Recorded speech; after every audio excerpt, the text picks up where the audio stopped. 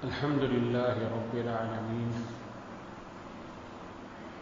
والصلاة والسلام على أشرف الأنبياء والمرسلين وعلى كل من دعا بدعوته وسن بسنته واهتدى بهديه إلى يوم الدين. رب اشرح لي صدري ويسر لي أمري واحلل عقدة من لساني يفقهوا قولي. سبحانك لا علم لنا إلا ما علمتنا إنك أنت العليم الحكيم. اللهم لا فهم لنا إلا ما فهمتنا إنك أنت الجواد الكريم. يا معلم إبراهيم علمنا ويا مفهم سليمان فهمنا. اللهم علمنا ما ينفعنا وانفعنا بما علمتنا. دعا فرمائیں اللہ تعالیٰ اس مختصر سے وقت میں حسن نیت کے ساتھ صحیح بات کہنے کی، اس کو سمجھنے کی اور سمجھ کر اس پر عمل کرنے کی توفیق عطا فرمائے. میرے بھائیوں، دوستوں، عزیزوں اور بزرگوں، ساری محنتیں اور ساری کوششیں صرف اور صرف اس بات کی ہے کہ ہمارا دل سنور جائے.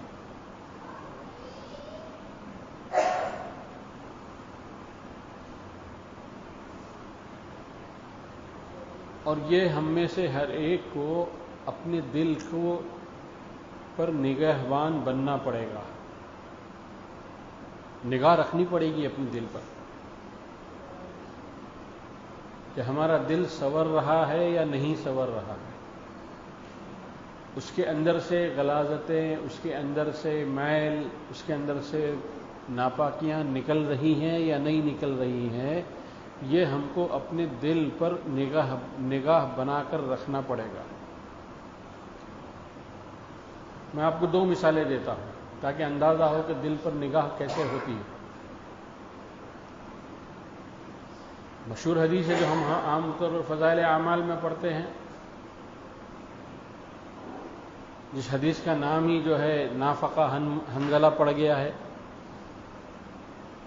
کہ حضرت حنظلہ رضی اللہ تعالی عنہ گھر پر تھے، حضور کی مجلس میں نہیں تھے، لیکن گھر پر انہوں نے جب اپنے دل پر نگاہ ڈالی تو ان کو یہ احساس ہوا کہ دل میں تبدیلی آ گئی ہے، دل بدل گیا ہے.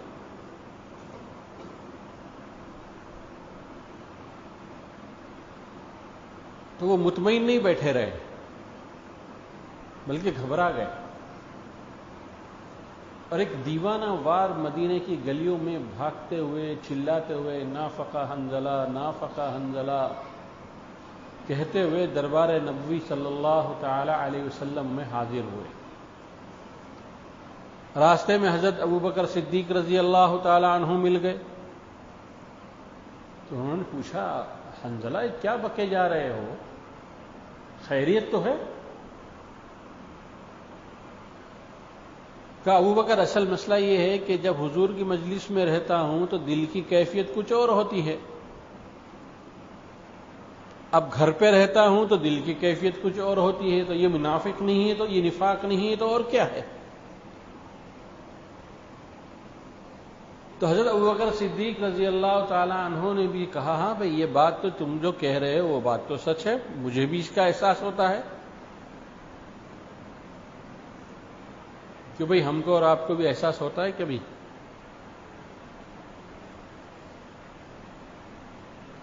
جب تک بیان میں بیٹھو، جب تک دل کی کیفیت کچھ اور ہوتی ہے، جماعتوں میں رہو دل کی کیفیت کچھ اور ہوتی ہے، اور جماعت سے نکل کے گھر چلے جاؤ، بیان سے نکل کر اپنے مشغلے میں چلے جاؤ تو کیفیت بدل جاتی نہیں بدل جاتی. تو حضرت حنظلہ رضی اللہ تعالی عنہ اس کو منافق، اس کو جو ہے نفاق کہتے تھے. یہ تو منافقت ہے کہ آدمی کا دل اتنا بدل جائے، ایسا بدل جائے گویا کہ کچھ اثر ہی نہیں ہوا. اب دونوں حضور اکرم صلی اللہ تعالی علیہ وسلم کی خدمت میں آ کر بیٹھے اور عرض کیا، اللہ کے رسول ہم ایک مسئلہ لے کر آئے ہیں، برائے کرم آپ ہماری رہنمائی فرما دیجیے. فرمایا کیا؟ فرمایا دونوں نے اپنا قصہ بیان کیا. حضرت حنظلہ نے، حضرت ابوبکر نے اس کی تائید کی کہ یہ بات بالکل سچ ہے، ہمارے ساتھ بھی یہی ہوتا ہے. تو اللہ کے رسول صلی اللہ تعالی علیہ وسلم نے کچھ نہیں کہا بلکہ ہمت افزائی کی. کہا حنظلہ گاہے گاہے ایسا ایک دم سے نہیں ہوتا ہے، آہستہ آہستہ ہو جائے گا. تو یہ جو دل کی کیفیت بدلی، یہ اس وقت بدلی جب انہوں نے اپنے دل پر اپنی نگاہ ڈالی کہ میرے دل کے اندر کیا چل رہا ہے، کیا کیفیت بن رہی ہے. دوسری مثال، ایک اللہ والے تھے، نام اس وقت میں بھول رہا ہوں، ان کی اچھی خاصی تجارت تھی، اور اس زمانے میں تجارت کے لیے جو ہے بحری جہاز ہی استعمال ہوتا تھا ایک ملک سے دوسرے ملک میں سامان پہنچانے کے لیے. انہوں نے جہاز روانہ کر دیا. مہینے 1.5 مہینے کے بعد کسی نے آ کر یہ اطلاع دی کہ حضرت بہت غضب ہو گیا، بہت بڑا نقصان ہو گیا. فرمایا کیا نقصان ہوا؟ فرمایا جو تجارتی جہاز آپ نے بھیجا تھا وہ جہاز ڈوب گیا اور سارا مال برباد ہو گیا. تو ان اللہ والے نے تھوڑی دیر مراقبہ کیا، اپنے دل پر نگاہ ڈالی اور تھوڑی دیر کے بعد فرمایا الحمدللہ.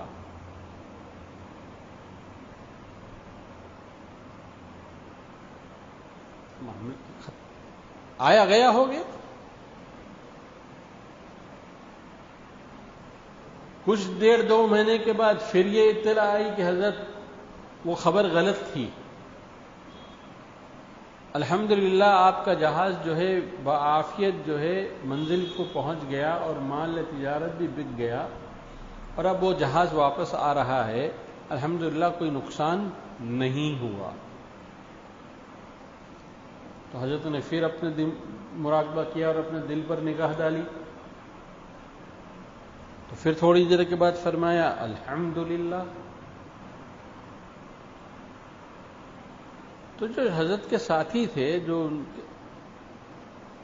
انہوں نے پوچھا حضرت معاملہ کچھ سمجھ میں نہیں آیا کہ جب پہلے جہاز کے ڈوبنے کی اطلاع تھی تب بھی آپ نے الحمدللہ کہا، اور اب جہاز کے بعافیت لوٹ کر واپس آنے کی اور مال تجارت کے بک جانے کی خبر ملی تب بھی آپ نے الحمدللہ کہا. یہ ہمارے سمجھ کے باہر ہے.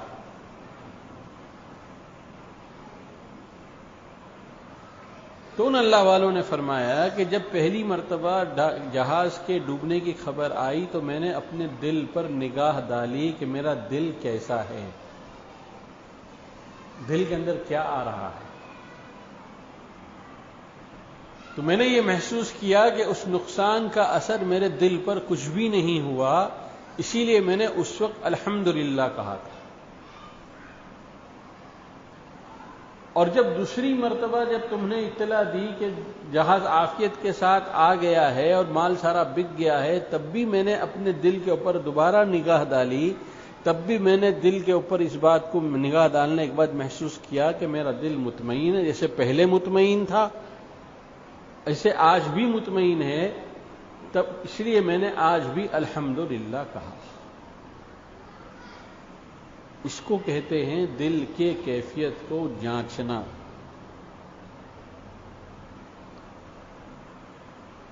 اس لیے کہ دل بڑا لطیف ہے، بہت لطیف ہے. یقلبها کیف یشاء. اللہ فرماتے ہیں کہ دل میرے دو انگلیوں کے بیچ میں میں جہاں چاہتا ہوں جس وقت چاہتا ہوں پلٹ دیتا ہوں.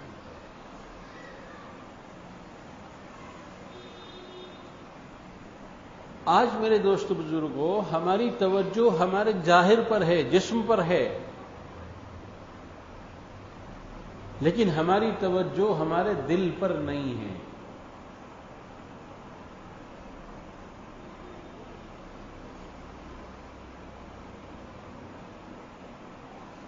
حضرت ابراہیم علیہ نبینا علیہ الصلوۃ والسلام کو جب نمرود نے آگ میں ڈالنے کا فیصلہ کیا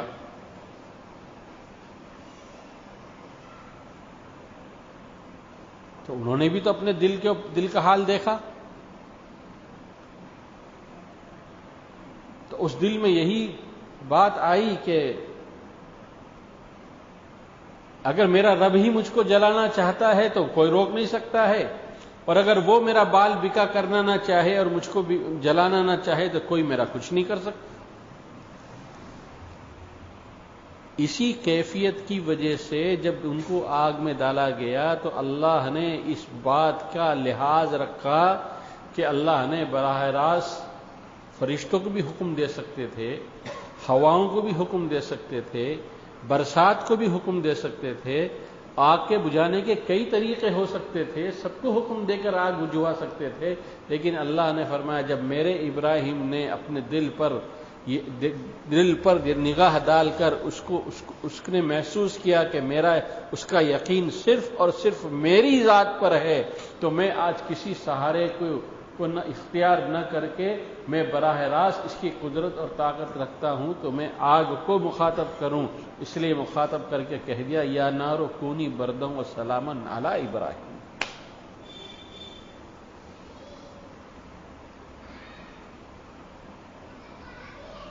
جب ابراہیم علیہ نبینا علیہ الصلوۃ والسلام کو خواب دکھایا گیا کہ بیٹے کو ذبح کرو،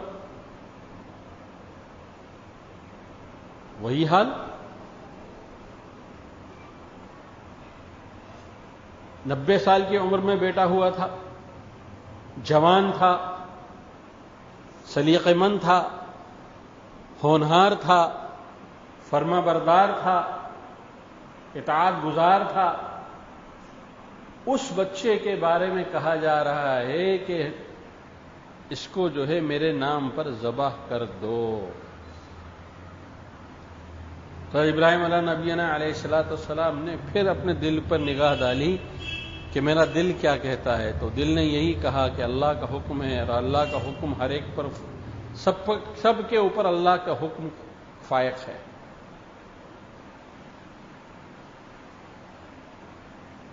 بیوی سے مشورہ کیا تو بیوی بھی ماشاءاللہ نبی کی بیوی تھی، اس نے بھی حامی بھر دی. پوچھا جس کو ذبح کرنا ہے اسی سے پوچھ لے. حضرت اسماعیل علیہ السلام سے پوچھا کہ حضرت کہ یہ خواب دیکھا ہے اور یہ مجھے کرنا ہے، اللہ کی طرف سے یہ خواب ہے اور نبی کا خواب سچا ہوتا ہے. تو کیا کہا بھی اسماعیل نے بھی اپنے دل کے اوپر نگاہ ڈالی اور فرمایا یہ ابا جان فاصدع بما تؤمر، جو کچھ آپ کو کیا ہے کر گزریے، جو کچھ آپ سے کہا گیا ہے کر گزریے. تو میرے دوستو بزرگوں، آج ہم نے اپنے دل پر اپنے کو نگہبان نہیں بنایا، اس لیے ہم کو اپنے دل کی کیفیات کا علم نہیں ہوتا کہ دل کہاں جا رہا ہے، کیا کہہ رہا ہے، اس کے اندر کیا چیزیں آ رہی ہیں. ہم ظاہر پر مطمئن ہیں، حالانکہ دوستو بزرگوں کل قیامت کی ساری منزلیں، بلکہ موت سے لے کر آخرت کی آخری منزل بھی جو ہے وہ سب کا دار و مدار بنے ہوئے دل پر ہے، سنورے ہوئے دل پر ہے، بگڑے ہوئے دل پر نہیں ہے، سنورے دل پر ہے. الا من اتى اللہ بقلب سلیم.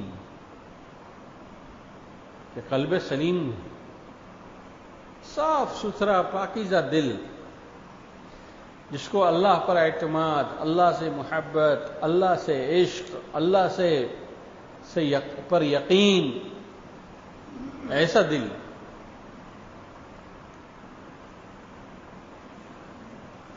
آج دل نہ بننے کی وجہ سے میرے دوستو بزرگوں ہمارا مزاج نہیں بدل رہا ہے.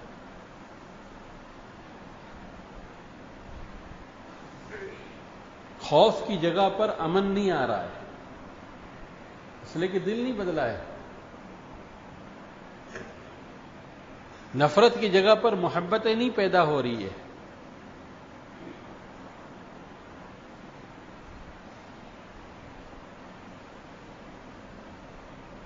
لالچ کی جگہ پر دوسرے کو نفع پہنچانے کا جذبہ نہیں پیدا ہو رہا ہے. غصے کی جگہ پر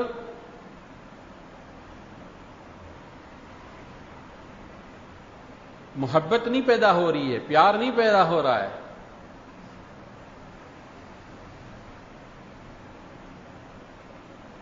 بخل کی جگہ پر سخاوت نہیں آ رہی ہے. یہ سب کیوں ہے؟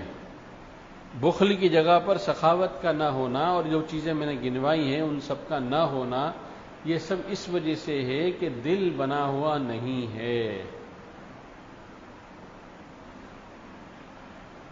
تو جب دل بنتا ہے تو پھر سب بنتا ہے. دل سلطان البدن ہے، سارے بدن کا بادشاہ دل ہے. دل بدلے گا تو انسان کی سوچ بدلے گی، اس کی فکر بدلے گی، اس کا مزاج بدلے گا، اس کی پسند اور ناپسند کی ترجیحات بدلے گی.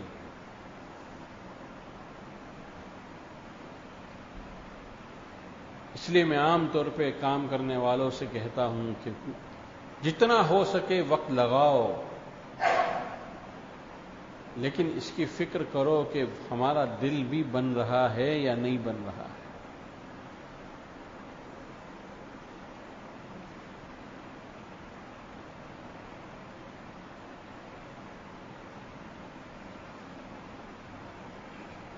آج ہمارا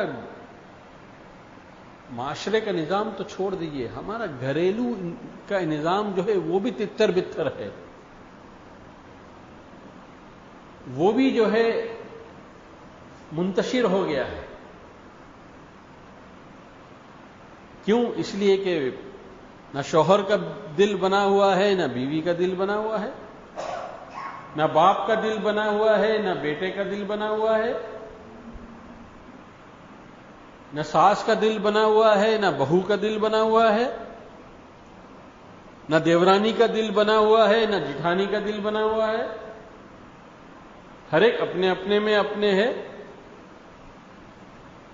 کسی کو اس کی ناک پیاری ہے، کسی کو اس کا غصہ سر کے اوپر ہے،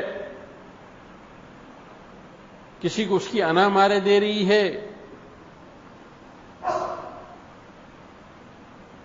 اور یاد رکھنا دوستو بزرگوں، نفرتوں کا جواب نفرتوں سے ہی ملے گا.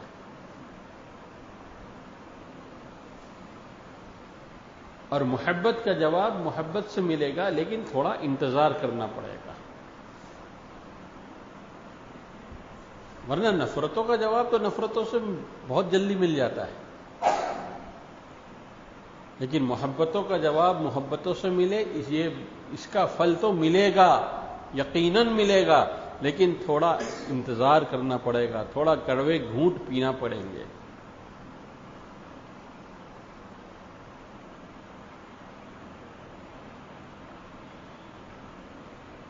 ایک صاحب نے خود اپنا واقعہ سنایا کہ اس کی اولاد جو ہے وہ بہت بگڑی ہوئی تھی. اتنی بگڑی ہوئی تھی کہ وہ پناہ مانگتا تھا اپنی اولاد سے، تنگ آ چکا تھا.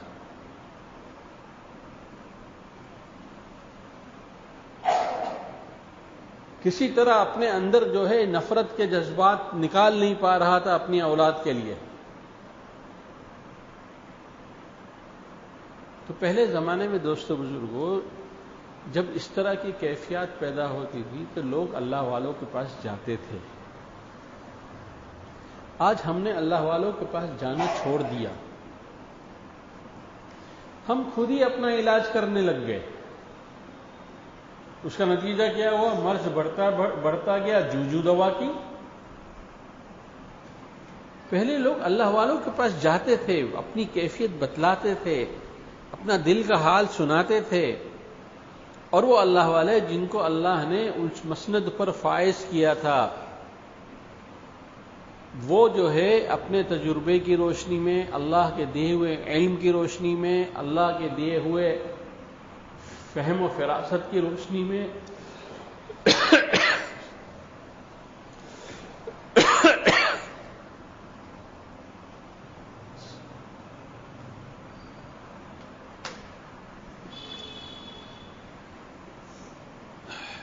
وہ اس کا آسان سا حل بتلاتے تھے. وہ اللہ والے کے پاس گئے،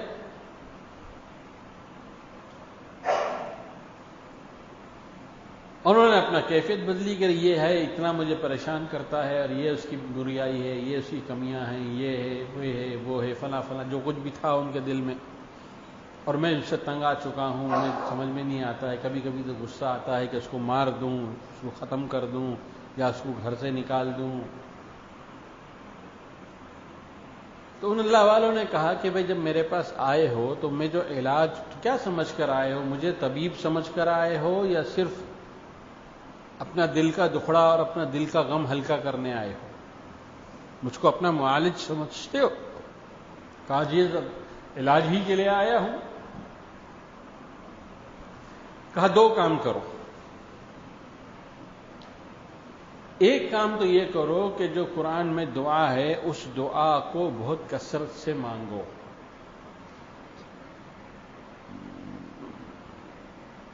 ربنا هب لنا من ازواجنا وذرياتنا قرة اعین واجعلنا للمتقین اماما. اس لیے لکھا ہے کتابوں کے اندر کہ جو باپ اپنی نافرمان اولاد سے پریشان ہو اس کو اس دعا کا خاص اہتمام کرنا چاہیے. مشہور دعا ہے، قرآن کی آیت ہے. اور فرمایا دوسرا کام یہ کرو کہ بیٹے کو محبت کی نگاہ سے، ابھی تک تم نفرت کی نگاہ سے دیکھ رہے تھے. کون سی نگاہ سے؟ نفرت کی نگاہ سے دیکھ رہے تھے. آج کے بعد سے بیٹے کو محبت کی نگاہ سے دیکھنا شروع کرو. اس لیے کہ نگاہوں کا اثر پڑتا ہے. پڑتا ہے کہ نہیں پڑتا ہے؟ پہلے آنکھ ہی تو ملتی ہے، اس کے بعد تو سارا کھیل تماشا شروع ہوتا ہے.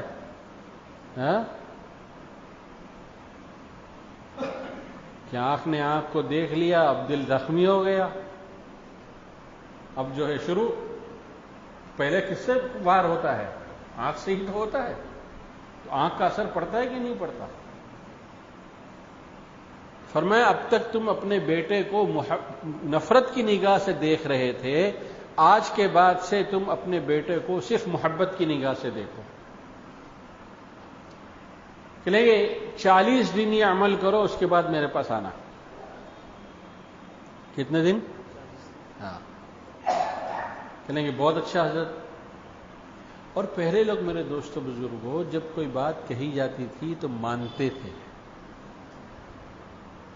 کیل اور قال نہیں کرتے تھے، حجت بازی نہیں کرتے تھے، بحث اور مباحثہ نہیں کرتے تھے، اپنی رائے نہیں تھوپتے تھے، بلکہ اللہ والے نے ایک بات کہہ دی ہے اس پر عمل کرنا ہے. تو انہوں نے ویسے ہی کرنا شروع کیا. ایک تو اس دعا کا اہتمام شروع کر دیا. اور دعا گنتی کا نام دعا نہیں ہے دوستو. آج بہت بڑی غلطی ہے کہ ہم جو ہے گنتی کو جو ہے ذکر سمجھتے ہیں، گنتی اتنی مرتبہ پڑھ لینے کو دعا سمجھتے ہیں. نہیں، دعا تو دل کی کیفیت کا نام ہے. دل کی کیفیت کا نام ہے. تو اب اس نے جو ہے جب بھی دل کے اندر ایک حضرت کی بات یاد آئی، اپنے اس معالج کی بات یاد آئی، تو اس نے جو ہے دعا مانگنا شروع کر دیا۔ دعا نہ جو وقت کا پابند ہے، دعا نہ قبلے کا پابند ہے، دعا نہ جو ہے پاکی ناپاکی کا پابند ہے، دعا نہ مسجد اور میدان کا پابند ہے، کسی چیز کا پابند ہے۔ دعا کسی وقت بھی مانگ لیجئے، کہاں بھی مانگ لیجئے۔ میں اکثر ایک واقعہ سناتا ہوں اپنے استاد کا، اللہ ان کو غریق رحمت فرمائے۔ ہم لوگ چل رہے تھے ندوے میں، چہل قدمی کر رہے تھے، وہ ہمارے ساتھ تھے، تو اکثر اساتذہ کے ساتھ ہم لوگ اس لیے ساتھ میں لگے رہتے تھے کہ بھئی کچھ علمی بات آ جائے گی سامنے، کچھ سیکھنے کو مل جائے گا۔ تو چلتے چلتے ہم نے یہ دیکھا کہ وہ بالکل ایک دم سے اچانک ایک درخت کے نیچے سائے، سڑک ہٹا کر ایک درخت تھا، اس کے نیچے جا کے خالی کھڑے ہو گئے منڈی جھکا کر، اور تھوڑی دیر کھڑے رہے، ہم لوگ بھی کھڑے ہو گئے، اور اس کے بعد پھر واپس آئے۔ تو طلبہ آخر طلبہ ہی ہوتے ہیں، جو طالب علمی کی زندگی نہیں گزارا وہ کیا سمجھے طلبہ کو؟ ہم سے پوچھو، ان سے پوچھو کہ کیا طلبہ کیا ہوتے ہیں۔ کتنی ڈھنگے مستیاں کی ہیں ہم نے بھی اپنی طالب علمی کے زمانے کے اندر۔ تو کسی نے پوچھ لیا کہ حضرت یہ تو کچھ سمجھ میں نہیں آیا کہ آپ وہاں کنارے گئے، تھوڑی دیر کھڑے ہو گئے، اور کھڑے ہو کر پھر واپس آ گئے، آخر کیا مسئلہ تھا؟ تو انہوں نے فرمایا دیکھو، جب میں چل رہا تھا تو اچانک مجھے ایسا محسوس ہوا کہ اللہ کی جانب سے یہ آواز آ رہی ہے کہ اس وقت مجھ سے مانگ لو، جو مانگو گے میں دے دوں گا، جو مانگو گے میں دے دوں گا۔ میں نے کہا کہ یہ بہت اچھا موقع ہے، میں چلے گیا کنارے، مجھے جو کچھ بھی اپنی دنیا اور آخرت مانگنی تھی میں نے مانگ لی، اور مانگ کر میں واپس تمہارے سامنے آ گیا۔ تو پھر انہوں نے کہا کہ دیکھو، دعا وقت کا پابند نہیں ہے، جگہ کا پابند نہیں ہے، حتیٰ کہ پاکی ناپاکی کا بھی پابند نہیں ہے، مسجد اور میدان کا بھی پابند نہیں ہے۔ تمہیں جس وقت بھی تمہارا دل یہ کہے کہ اس وقت اللہ سے مانگنا چاہیے، مانگنے کھڑے ہو جاؤ، بیٹھ کے مانگو، ہاتھ اٹھا کے مانگو، بغیر ہاتھ اٹھائے مانگو، جس حال میں ہو اس حال میں مانگو، اس لیے کہ یہ اللہ کی طرف سے ایک گھنٹی بجتی ہے کہ جو ہے اس وقت مانگ لے میرا بندہ، جو کچھ مانگے گا میں تم کو دے دوں گا۔ یہ گھنٹی ہمارے اور آپ کے لیے بھی بجتی ہے، لیکن ہم غفلت کی دنیا میں جینے کے عادی ہو گئے، ہم غفلت کی زندگی جی رہے ہیں، اس لیے گھنٹی کی آواز نہیں آتی۔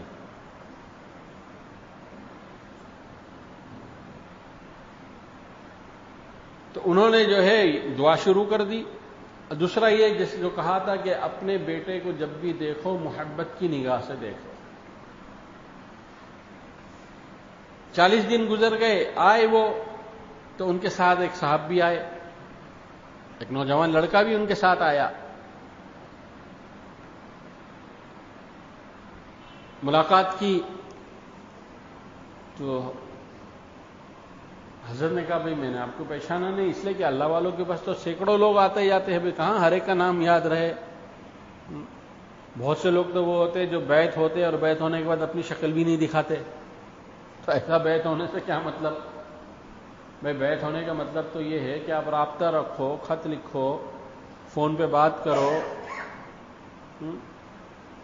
پہلا زمانہ بہت اچھا تھا، حضرت تھانوی کا زمانہ، کہ اس وقت جو ہے یہ موبائل کا کہ جو ہے یہ وبال نہیں تھا، تو لوگ خط لکھا کرتے تھے، تو جیسے خط لکھ کر روانہ ہوتا تھا، وہیں سے جو ہے حضرت کے پاس پہنچنے سے پہلے انہوں نے جس مرض کی اصلاح کے لیے لکھا تھا، وہ مرض خود بخود اس کی اصلاح ہونا شروع ہو جاتی تھی۔ سمجھے کہ نہیں؟ اب تو آدمی جو ہے رات کو 12 بجے بھی بولتا ہے حضرت کچھ بات کرنی ہے۔ ارے تیرا دماغ خراب ہے یار، 12 بج رہے، تو 1 بج رہا ہے، 2 بج رہا ہے، کچھ بات کرنی ہے، صبح نہیں ہوگی کیا؟ نہیں حضرت بتائیے نا۔ اچھا بھائی بول، کیا بولنا ہے؟ بولنا یہ ہے کہ جو ہے میں صبح ناشتے میں جو ہے میں نے یہ کھایا تھا، تو مجھے اسہال ہو گیا اور میرا پیٹ خراب ہو گیا، تو میں اب کیا کروں؟ ارے بھائی تجھے اگر تیرے کو اسہال ہو گیا ہے، جلاب چھوٹے ہیں، تو جا کے ڈاکٹر کو پوچھنا، مجھ کو کیوں پوچھ رہا ہے؟ یہ حال ہے آج کل کے مریدین کا، اللہ ایسے مریدین سے بچائے۔ تو انہوں نے کہا کہ حضرت میں تو آپ کو حضرت نے کہا میں نے تو پہچانا نہیں آپ کو۔ کہ حضرت آپ کو یاد ہو میں آپ کے پاس آیا تھا اور میں نے اپنے بچے کے بارے میں آپ سے کہا تھا، دعا کے لیے بھی کہا تھا، تو آپ نے مجھے نسخے بتلائے تھے. ہاں یاد آیا. بولے پھر کیا ہوا؟ بولے یہ جو جس کو جو میں لایا ہوں یہ دیکھ رہے ہیں آپ اس کو؟ بولے ہاں دیکھ رہا ہوں، ماشاءاللہ بہت خوبصورت نوجوان ہے، چہرے پہ نور بھی ہے. فرمایا یہ وہی میرا بچہ ہے،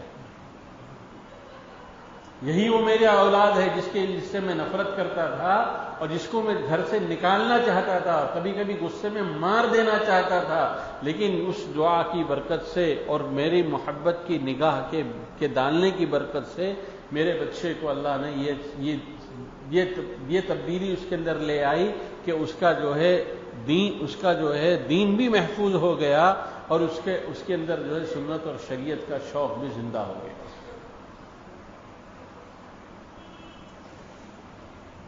تو میرے دوستو بزرگوں، محبتیں دو، محبتیں لٹاؤ، اپنے گھر کے اندر ماحول ایسا بناؤ کہ محبت ہی محبت ہو، کہیں پر نفرت کی کوئی گنجائش نہ ہو.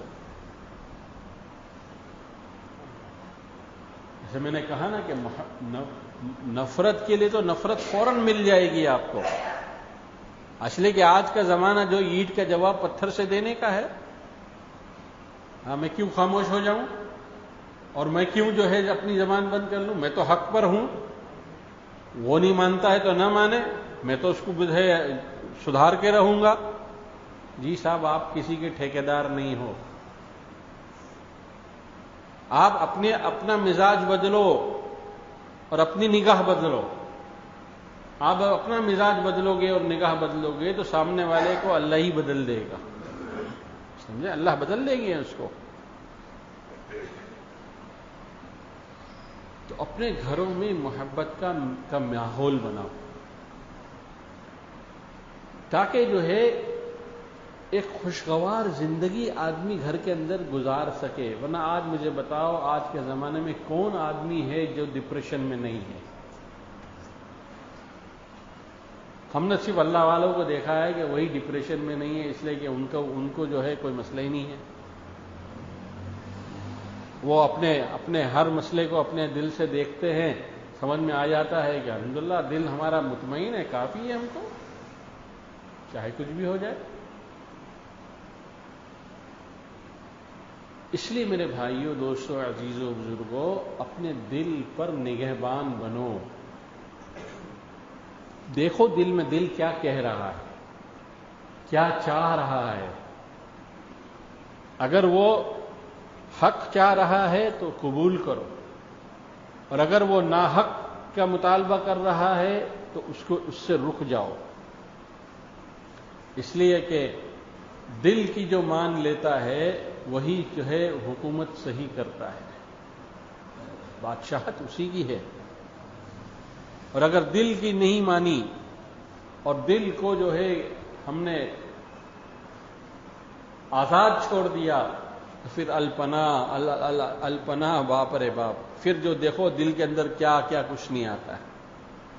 پھر آدمی ہر وقت جو ہے ادھیڑ بن میں لگا رہتا ہے، اس کو گرانا ہے، اس کو ذلیل کرنا ہے، اس کا یہ کرنا ہے، نقصان پہنچانا ہے، اس کا وہ کرنا ہے. اسی میں دل الجھا رہتا ہے یہاں تک کہ موت آ جاتی ہے. کر تو کچھ پاتا نہیں ہے، لیکن اپنے گندے دل کی وجہ سے آخرت میں بھی منہ دکھانے کے لائق نہیں رہتا.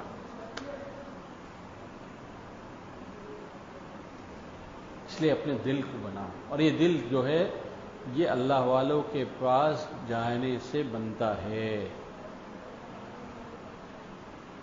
بھائی کپڑے والے کے پاس کیا ملے گا؟ لوہے والے کے پاس کیا ملے گا؟ تو دل والوں کے پاس کیا ملے گا؟ دل ملے گا. اللہ والوں کے پاس جاؤ گے تو ان کے پاس دل ہے. وہ بھی ایسے ہی نہیں اللہ والے بن گئے ہیں. کسی کے بارے میں اکثر بیان کرتا تھا کہ انہوں نے اپنے استاد کے پاس 20 سال گزارے. کتنے؟ اپنے شیخ کے پاس کتنے سال؟ 20 سال گزارے. آج تو ہم 4 مہینے بھی گزارتے تو سمجھتے ہیں کہ بہت بڑا تیر مار لیا. 20 سال گزارے انہوں نے. 20 سال. 20 سال کے بعد ان کو اجازت ملی کہ جاؤ اب تم اس قابل ہو گئے ہو کہ تم اللہ کا نام کسی کو سکھاؤ اور کسی کو بتاؤ اور اللہ تم سے جو ہے نفع پہنچائے گا.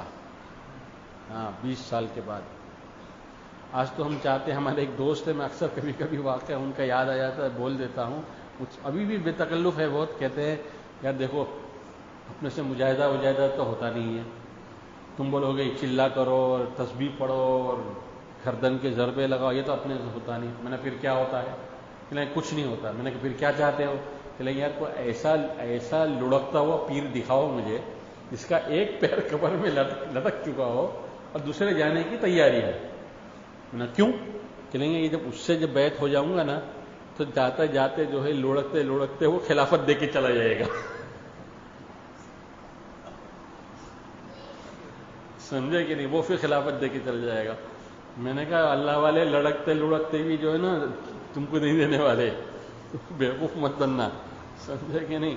تم یہ مت سمجھنا کہ ان کا ایک پیر قبر میں لٹک گیا ہے تو جو ان کی سب سدھی بدھی سب بند ہو گئی ہے، وہ تو تم جیسوں کو تو پہلی نگاہ میں بھانپ لیتے۔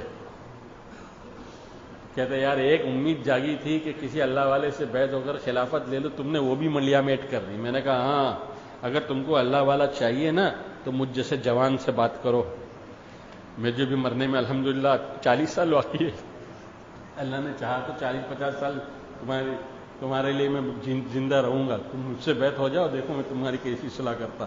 بولے توبہ کرو یار، تیرے سے بیعت کون ہوتا ہے؟ تو مجھ کو کام پہ لگا دے گا۔ تو میرے دوستو بزرگوں، اللہ والوں کے پاس جایا کرو۔ حضرت تھانوی نے عجیب بات کی ہے، فرمایا اپنی اصلاح کے لیے بیعت ہونا ضروری نہیں ہے، اپنی اصلاح کے لیے، لیکن اپنی اصلاح کرانا یہ ضروری ہے۔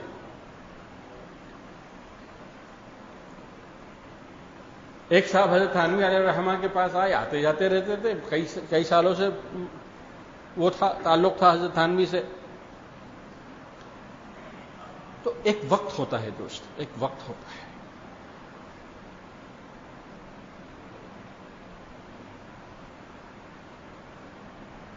تو جس وقت وہ آئے حضرت تھانوی سے خلوت میں ملنے کے لیے، تو حضرت تھانوی نے ان سے کہا کہ میں تم کو جو ہے اپنا مجاز بناتا ہوں، اپنا خلیفہ بناتا ہوں، جاؤ تم دین کا کام کرو۔ تو اس نے برجستہ کہا حضرت میں تو آپ سے بیعت بھی نہیں ہوا ہوں۔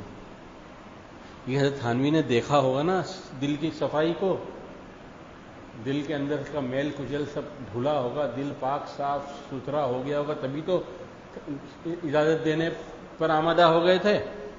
آج یہ دھوکے میں مت رہنا کہ لوگ جو ہے سینگ چنے کی طرح بانٹتے ہیں، یہ سینگ چنے کی طرح بانٹنے والی چیز نہیں ہے۔ ہاں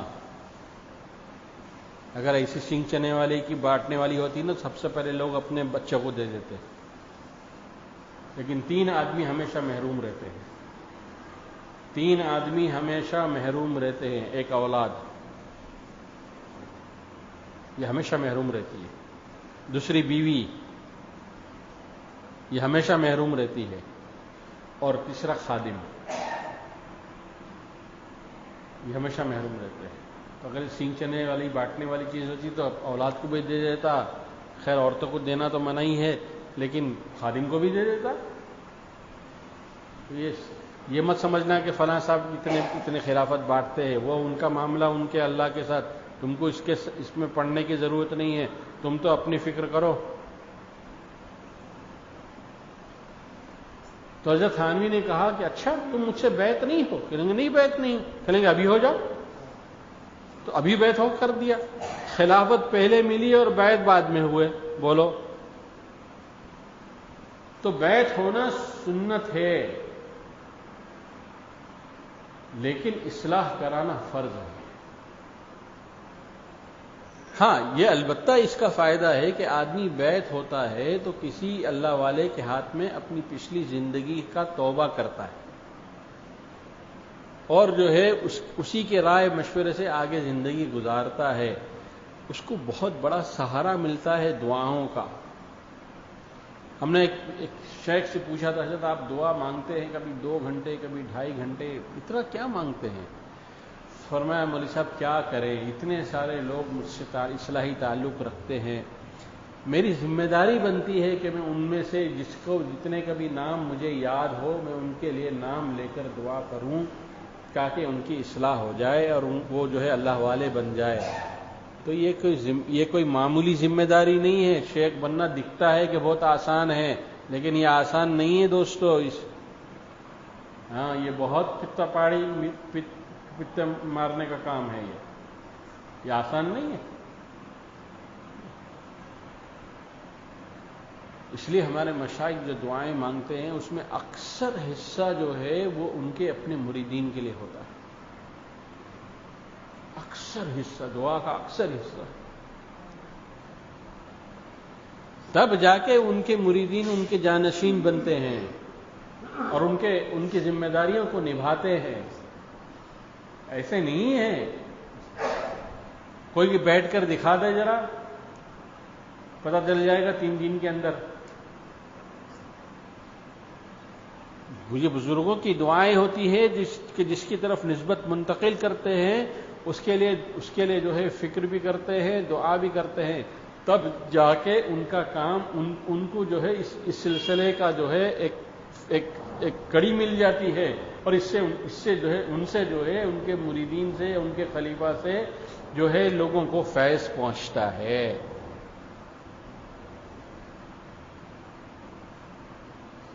اس لیے میرے بھائیوں، دوستوں، عزیزوں اور بزرگوں، اپنے دل پر اپنے آپ کو نگہبان بناؤ. پوچھو کسی اللہ والے سے، میرے دل کی یہ کیفیت ہے، میں کیا کروں. ایک اللہ کی بندی ہے جو مجھ سے اصلاحی تعلق رکھتی ہے، 8 صفحے کا خط لکھتی ہے، 8 10 صفحے کا خط لکھتی ہے، اور پابندی سے لکھتی ہے. اس کے لیے جواب دینے کے لیے مجھ کو 2 رکعت صلاۃ الحاجت پڑھنی پڑتی ہے، استغفار کرنا پڑتا ہے، درود شریف پڑھنا پڑتا ہے، تب جا کر جو ہے میں اس کے خط کا جواب لکھتا ہوں. تو میں نے ایک دن اس نے کہا بھائی اتنا مت لکھا کر، تیری وجہ سے مجھ کو اتنی نماز پڑھنی پڑتی ہے. کہ تو لکھ کے وہ کیا سمجھ، مریدین کیا سمجھتے، لکھ کے دے دو حضرت کے حوالے، اب حضرت سمجھے. میں نے کہا مجھے تو بہت مشکل ہو جاتا ہے، مجھ کو تو اتنی رکعتیں پڑھنی پڑتی ہے اور اتنا جو ہے استغفار کرنا پڑتا ہے، اور تب جا کے جو ہے میں چند کلمات لکھتا ہوں، تب اس کو فائدہ پہنچتا ہے. اب تو موبائل کا زمانہ آ گیا ہے، لوگ واٹس ایپ کے اوپر جو ہے اپنے کیفیت لکھ کے بھیجتے ہیں. آج بھی میرے واٹس ایپ کے اندر کتنے لوگوں کے جو ہے احوال لکھے ہوئے ہیں. اس لیے میرے دوستو بزرگوں، شیخ بننا اصل نہیں ہے. ہاں، شیخ بننا اصل نہیں ہے. شیخ بننے کے بعد اس منصب اور مقام کو نبھانا یہ اصل ہے. تو اللہ والوں کے پاس جب جاؤ گے تو دل سے دل منتقل ہوگا، کیفیات منتقل ہوگی، اس سے آدمی اللہ والا بنتا ہے. تب جا کے جو ہے دنیا میں جینے کا ایک مزہ ہے، ایک لطف ہے، ورنہ آج دنیا میں جینے کا کوئی مزہ نہیں ہے. اللہ تعالیٰ جو بات میں نے صحیح کہی ہو عمل کی توفیق عطا فرمائے، جو بات غلط ہو اللہ اس کو معاف فرمائے.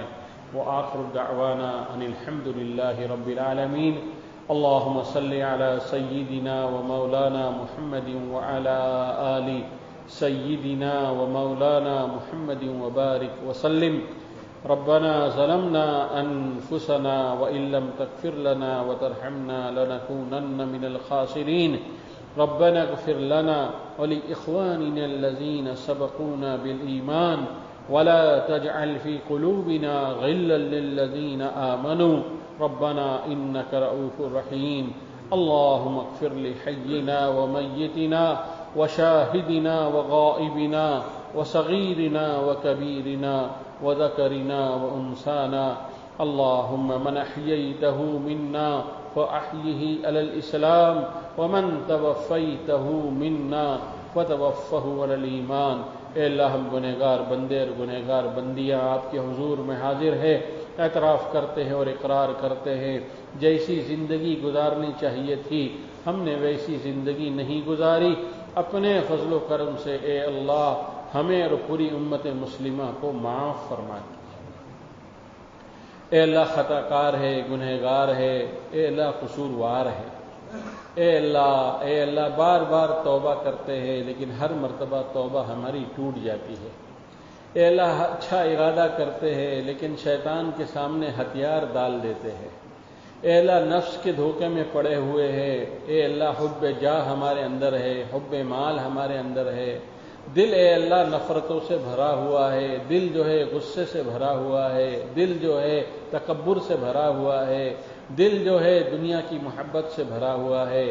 اے اللہ ہم بہت گندے ہیں تو آپ کے بندے لیکن بہت گندے ہیں، لیکن اے اللہ آپ سے نہ مانگے تو کس سے مانگے؟ آپ ہی تو ہمارے اصلی مربی ہیں، آپ ہی تو ہمارے حقیقی مربی ہے۔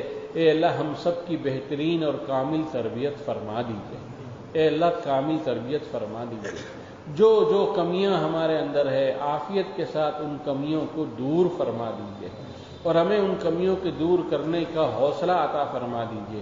اے اللہ جہاں بھی ہم جس طرح رزق آپ نے ہمارے لیے تقسیم کر رکھا ہے اور جہاں رزق ہوتا ہے وہاں آدمی پہنچ کر اپنے رزق کو حاصل کر ہی لیتا ہے، اسی طرح ہدایت بھی جس اللہ کے بندے کے واسطے سے ہمیں ملنی ہے، اے اللہ ہمیں اس کے در پر پہنچا دیجئے، اس کا غلام بنا دیجئے، اے اللہ اس کا درباری بنا دیجئے، اس کا خادم بنا دیجئے، اور اے اللہ ہماری بھی جو ہے اصلاح فرما دیجئے۔ اے اللہ ظاہری روزی بھی آپ ہی دیتے ہیں اور ہدایت کا نور بھی آپ ہی عطا فرماتے ہیں۔ آپ کے علاوہ کوئی نہ روزی دیتا ہے نہ آپ کے علاوہ کوئی ہدایت دیتا ہے۔ آپ نے دونوں چیزیں اپنے ہی قبضے قدرت میں رکھی ہے۔ جس طرح روزی کے لیے کمانا شرط ہے، اسی طرح ہدایت کے لیے بھی دوڑ بھاگ اور محنت کرنا شرط ہے۔ اے اللہ ہمیں سچی طلب عطا فرما دیجیے۔ اے اللہ اپنی اصلاح کی سچی طلب عطا فرما دیجیے۔ اے اللہ ہم بہت بے طلب بندے ہیں، اے اللہ غافل بندے ہیں، اے اللہ ہم کاہل اور سست بندے ہیں، اے اللہ ہم حقیقتوں کو جانتے ہیں لیکن اس کے باوجود ہم اس پر عمل نہیں کرتے ہیں۔ کہیں ہماری ناک آڑے آتی ہے تو کہیں ہمارا علم آڑے آتا ہے تو کہیں ہماری شہرت آڑے آتی ہے، کہیں ہمارے دوست اور احباب آڑے آتے ہیں، کہیں ہمارے بیوی بچے آڑے آتے ہیں، کہیں ہمارے رشتہ دار جو ہے حائل بن جاتے ہیں۔ اے اللہ سب کو چھوڑ کر آپ کے سامنے اور آپ نے جن بندوں کو اے اللہ اصلاح کے لیے منتخب فرمایا ہے ان کے سامنے زانو تلمذ طے کرنے کی توفیق ہم کو عطا فرما دیجئے اور ہمیں صحیح فیض پہنچا دیجئے، ان سے عقیدت بھی عطا فرما دیجئے، محبت بھی عطا فرما دیجئے اور ان سے استفادے کا سلیقہ بھی عطا فرما دیجئے۔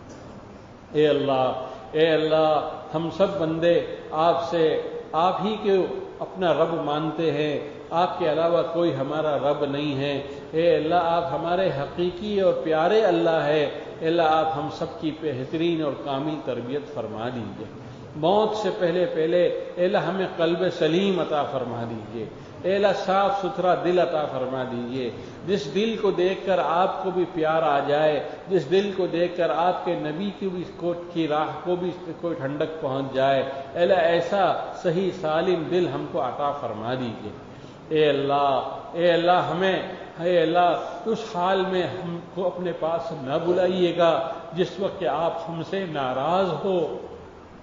اے اللہ ہمیں اس حال میں ہم کو اپنے پاس بلائیے گا جب آپ ہماری آمد سے خوش ہو رہے ہوں اور آپ ہم سے ملنے پر راضی ہوں۔ اے اللہ ایسے حال میں ہمیں اپنے پاس بلا لیجیے گا۔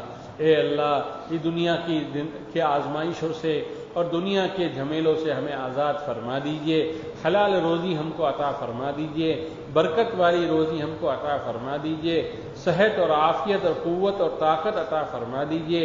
اے اللہ ہم سب کو کامل ایمان عطا فرما، کامل تقوی عطا فرما، کامل اپنا قرب عطا فرما۔ اے اللہ ہم سب کو اپنا قرب خاص عطا فرما، ولایت خاصہ عطا فرما، اور اے اللہ ہم سب کو اپنے مقبول اور محبوب بندوں میں شامل فرما۔ کل حضور پاک صلی اللہ علیہ وسلم کے جھنڈے تلے ہم کو جمع فرما، جنت الفردوس ہم کو بغیر استحقاق کے اس میں دخول اولین نصیب فرما، جنت میں اپنا دیدار نصیب فرما، حضور اکرم صلی اللہ علیہ وسلم کا قرب نصیب فرما، صحابہ کا اور اولیاء اللہ کا قرب نصیب فرما۔ اے اللہ جو مانگا وہ بھی عطا فرما، بن مانگے جو نعمتیں آپ نے دے رکھی ہے ان نعمتوں کو شکر کے ساتھ استعمال کرنے کی توفیق عطا فرما۔ ربنا تقبل منا انك انت السميع العليم وتب علينا يا مولانا انك انت التواب الرحيم۔ صلی اللہ تعالی علی خیر خلقہ محمد وآلہ وصحبہ اجمعین برحمتک یا ارحم الراحمین۔